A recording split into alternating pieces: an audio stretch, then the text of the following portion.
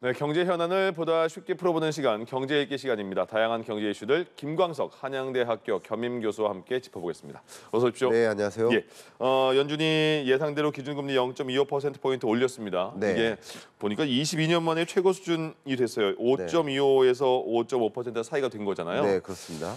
이유는 뭐 아무래도 물가가 아직 잡히지 않아서일까요? 네, 맞습니다. 결과적으로 이번 FMC 회의 성명서라든가 기자회견에서도 계속하는 이야기가 물가 잡으려면 아직 갈 길이 멀다라고 표현했고요. 물론 최근 CPI 기준으로 물가 상승률이 4%에서 3%로 굉장히 빠른 속도로 내려오는 흐름은 보였습니다. 그런데 남은 하반기 동안의 변수들이 너무 많다는 거죠. 네. 변수 중에 하나가 그나마 이렇게 상반기 중에 물가 상승률이 떨어진 것은 기저효과 때문이다.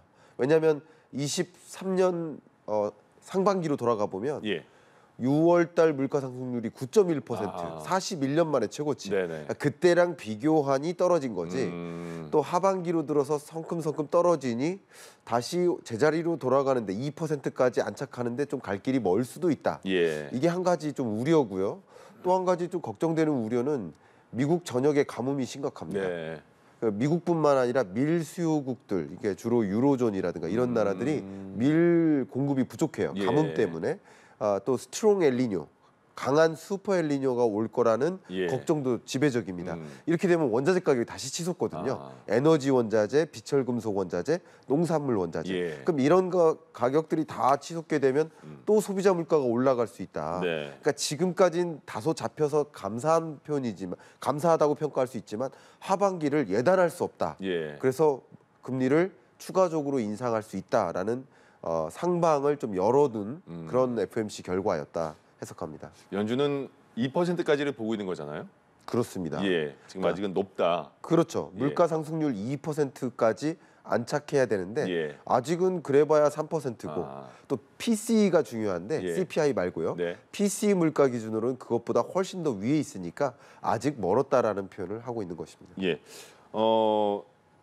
얼마 전에 실리콘밸리 은행 사태가 되면서 은행들이 굉장히 혼란스러웠습니다. 그래서 그럼 올해 말에는 경기 침체 예상할 수 있지 않을까 이런 얘기도 나왔었는데 FOMC를 보니까 경기 침체 전망이라는 걸 빼버렸어요. 삭제했습니다. 맞습니다. 그리고 맞습니다. 파월 의장이 말한 게 연준 직원들이 더 이상 경기 침체 예상을 안 한다 이렇게 전해왔거든요. 이건 왜 그런 걸까요? 이거 좋은 표현이십니다. 그러니까 금리를 결정하는 데 있어서 고려하는 요소가 수백 가지가 되겠죠. 그러나 그것을 함축적으로 요약해 보면 세 가지입니다. 하나가 물가 안정됐느냐, 두 번째가 경기 안정됐느냐, 세 번째가 금융 안정됐느냐. 근데 이 세 가지 중에 물가 안정 안 됐으니까 금리 인상 할 수밖에 없다라는 입장인 거예요. 근데 우리나라 같은 경우 이 경기 침체가 너무 심각하니까 경기 침체를 더 가혹하게 만들어가면서까지 금리 인상하기가 부담스러운 거예요. 우리나라가 계속 금리를 동결했잖아요. 그러니까 그런 것처럼 경기 침체가 말 그대로 실현되면 물가 잡겠다고 마음 놓고 금리 인상할 수 없는 것인데 미국 경제 같은 경우는 아직 굉장히 강하다.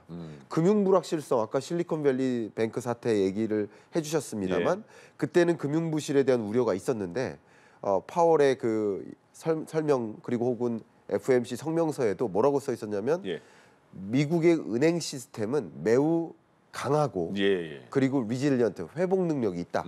그러니까 이렇게 금융 부실 우려 없고 경기 침체 우려 상당히 없기 때문에 글로벌 경기도 나름 반등하고요. IMF에서도 어제 그저께 경제 전망 보고서를 발표했는데 미국 경제 성장률 전망치를 기존에는 1.6으로 전망했다가 이번에 1.8%로 또 상향 조정했습니다. 그러니까 23년 경제를 보면 미국 경제가 경기 침체가 아닌 거예요. 그러니까 그런 것을 생각해 보면 이런 것이 두려워서 금리 인상 안 할 수가 없는 것이다.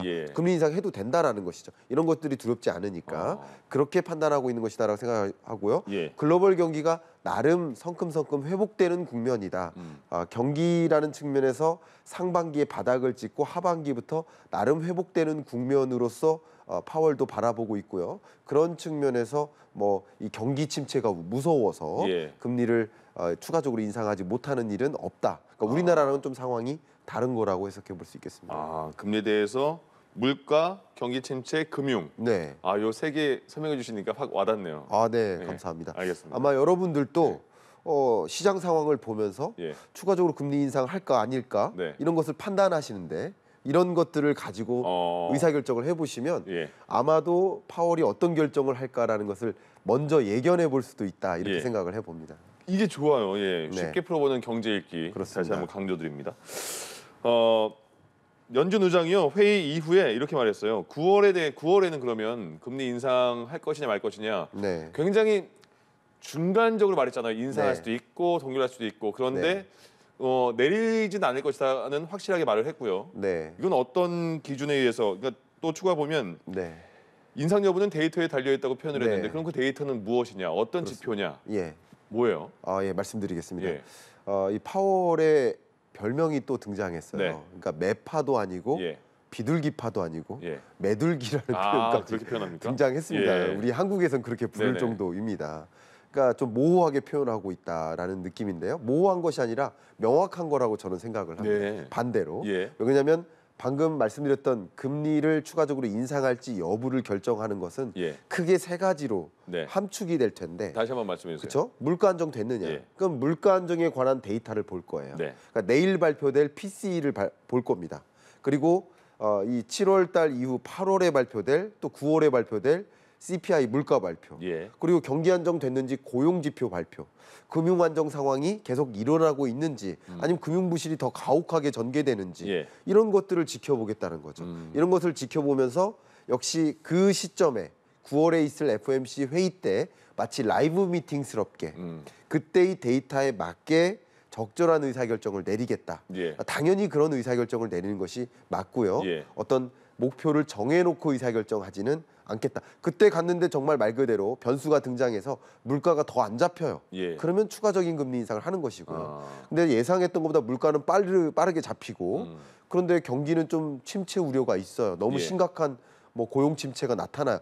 그러면 금리를 추가적으로 인상하지 못하겠죠. 예. 이런 식으로 그때 상황에 맞게 그 데이터가 보여주는 대로 그대로 금리에 대한 의사결정을 해 나가겠다라는 입장이라고 볼 수 있습니다. 그럼 시장에서는 어떻게 대략적인 예측하는 부분이 있습니까? 올릴 것이다 아니면 이번에 올렸으니까 동결할 것이다. 어떤 얘기가 있나요? 네, 시장에서는 예. 그래도 추가적인 금리 인상을 할 수 있겠구나 하는 방향으로 생각을 모으는 과정이라고 생각을 하고 그렇군요. 있습니다. 네. 일단 그 세 개 저희도 이제 그 세 개의 데이터를 기반으로 해서 추측해 볼 수도 있는 상황이고요. 그렇습니다. 알겠습니다. 삼성전자 실적이 발표가 됐습니다. 그런데 네. 지난 4월에 보니까 메모리 반도체를 감산하겠다 이렇게 선언하면서 표현한 말이 예. 의미 있는 수준까지 메모리 생산량을 하향 조정하겠다 이렇게 말했어요. 맞아요. 근데 이번에 2분기 영업이익 보니까 지난해 같은 기간보다 네. 95.26%가 감소했어요. 맞습니다. 지난 분기도 그랬는데 네.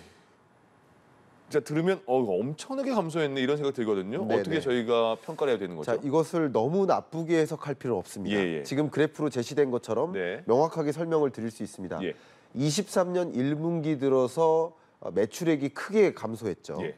그리고 2분기에도 감소세를 유지하고 있습니다. 네. 근데 여기서 한 가지 긍정적인 표현은 예. 영업이익을 보시면요. 네.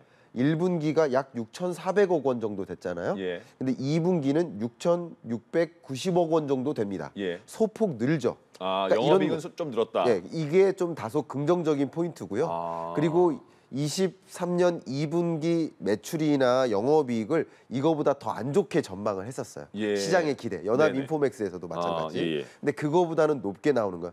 이게 뭐냐면 반도체 실적 혹은 삼성전자의 실적을 놓고 봤을 때 1분기 어려웠고 네. 2분기가 어려워지는데 이제 턴어라운드 되는 시점이겠구나. 라는 바닥을 다지겠구나. 예. 앞에 말씀드렸던 것처럼 글로벌 경기도 상반기 바닥을 다지고 하반기 다소 회복되는 국면이라고 말씀드렸잖아요. 예. 24년엔 더 회복되는 국면이고요. 그런 것처럼 한국 경제도 마찬가지고 삼성전자의 반도체 실적도 그러한 모습이겠구나라고 볼 수 있고요. 예. 특히 23년 1분기 실적이 발표됐을 때 네. 이게 실적이 굉장히 어두웠었던 것, 예. 영업이익이 급격히 떨어졌던 것, 이게 2008년 글로벌 금융위기 이후 가장 낮은 수준의 영업이익이었거든요. 예. 6천억 원 정도. 그러니까 이런 영업이익을 달성하니까 대응책을 뭐라고 광고했을까요?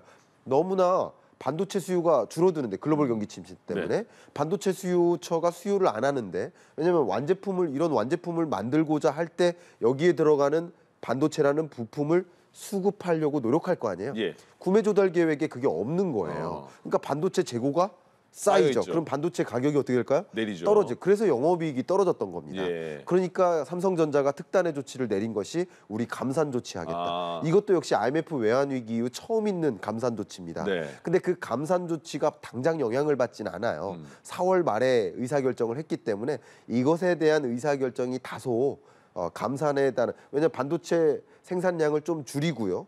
상대적으로 수요는 더 늘어나는 국면, 하반기 들어서 이런 것들이 맞물리다 보니까 그래도 2분기 이 실적이 바닥이고 3분기, 4분기는 완만하게 회복되지 않겠느냐라고 생각했고, 이 생각은 사실 23년 1분기 실적이 발표될 때 4월 말 그때도 이 자리에서 그렇게 될 거라고 시나리오를 전해드렸거든요. 그 시나리오 그대로 역시 이 자료가 나온 거라고 볼 수 있겠습니다. 그래요? 네.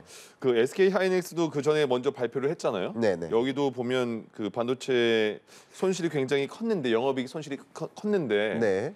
그럼 SK 하이닉스도 지금 말씀해주신 바대로 삼성전자, SK 하이닉스도 이게 지금 반등의 신호로 보면 되는 겁니까? 예, 현재로서는 이 반도체라는 것은 내구재에 들어가는, 내구재, 공통적인 내구재에 들어가는 부품이라고 볼 수 있겠죠.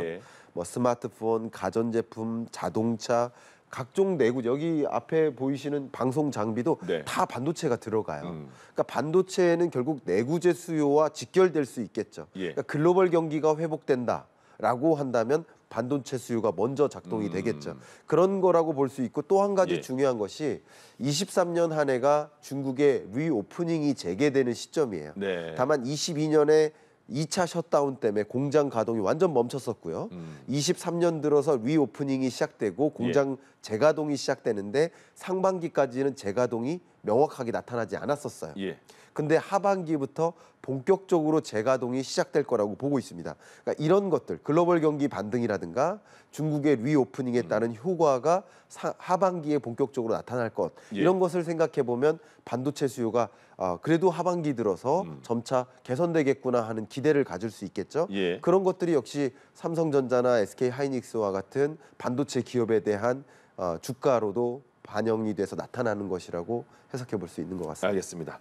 자, 다음은 정부가 오늘부터요, 전세값 그 역전세난이 그런 거잖아요. 전세 5억에 내놨는데 지금 보니까 4억이 돼 버렸습니다. 그러니까 집주인이 그 세입자에게 5억을 돌려줘야 되는데 지금 세입자 받아도 4억이니까 맞아요. 남은 돈 어떻게 조달하지 했을 때 정부가 그걸 도와주기 위해서 기존 세입자의 전세 보증금을 돌려주지 못하는 역전세난 해소하기 위해서 1년 동안만 그러니까 집주인한테 그 전세 보증금에 대한 부분을 대출해주겠다 이런 거잖아요. 맞습니다. 좀 그 좋은 조건으로.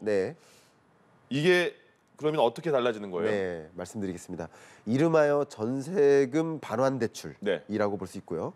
그러니까 전세금이 부족하니까 다음 세입자가 왔을 때 전세 보증금이 줄어드니까 그 차액만큼을 대출해 주겠다라는 것인데 기존의 대출은 DSR 규제가 있기 때문에 이 부분을 추가적으로 대출받을 수가 없어요. 특히 갭 투자자 입장에서 영끌해 가지고 갭 투자를 했는데 그럼 전세금 이 차액만큼을 추가적으로 1억을 대출받을 수가 없는 입장이에요. 그러니까 결과적으로 역전세난이 오는 것이고, 역전세난의 여러 가지 피해 중에 하나가 세입자들이 이사를 가고자 하고 이주하려고 하는데 이주를 못 해요. 돈을 안 주니까. 돈을 못 돌려받고요. 그러니까 이런 여러 가지 문제가 발생할 수 있고 그렇기 때문에 이런 문제를 해결하기 위해서 이 전세금 반환 대출을 마련한 겁니다. 근데 기존 규제는 DSR 규제가 40% 규제를 받고 있기 때문에 추가적인 대출을 받기가 어려웠지만 이제 DTI 규제 60%를 받겠다라는 것이고, DTI는 집 가격에 준해서 그리고 원리금 상환액을 같이 평가하는 게 DSR인데 원리금 상환액이 아니라 이자 상환액을 중심으로 평가하는 거예요. 그래서 추가적으로 이 보증금을 반환할 수 있는 대출을 지원해 주는 것이고요. 여기서 많은 분들이 우려하는 것이 갭 투자를 조장하는 거 아니냐, 이런 것들이 있는데 이 대출을 반드시 이 차액만큼만 대출이고 해주고요. 그 차액을 고스란히 임차인에게 전달하는 방식입니다. 사용처도 분명해야 되는군요. 그렇죠. 그리고 이 집주인 입장에서 대출, 이 전세금 반환 대출을 이용했을 경우 신규 주택 구입에 제한이 걸립니다. 그러니까 그런 것들이 통제되기 때문에 많은 분들이 우려하시는 갭 투자로 연결될 갭 투자를 조장하는 환경 이런 것까지는 크게 우려하시진 않아도 되지 않을까 하는 생각도 갖고 있습니다. 알겠습니다. 세입자도 이제 제대로 돌려받는 그런 시기에 그런 그 기간 연장 없이 네. 잘 돌았으면 좋겠다는 생각이 드네요. 네. 쉬운 경제 읽기 시간이었습니다. 한양대학교 김광석 겸임 교수와 함께했습니다. 고맙습니다. 감사합니다.